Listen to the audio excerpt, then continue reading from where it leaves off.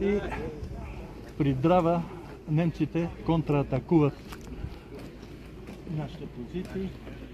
Нашите не могат да устоят, отстъпват, но за да се прегрупират, решават да оставят в засада кандидат под офицера Кущов. Качват го в една пещера, оборудват го с картешница, боеприпаси, храна, където 2 денонощия той задържа войските немски.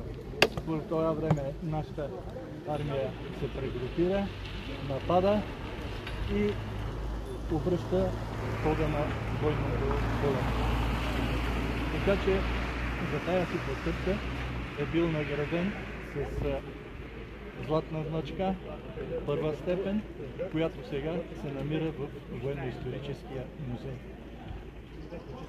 Още веднъж искам да кажа, че стотици хора от селото са служили в този полк с чест и гордост и не са посрамили името на Ръждавица, Гърбино, Шипочано, полска скакавица, които са били съставни села към община Ръждавица.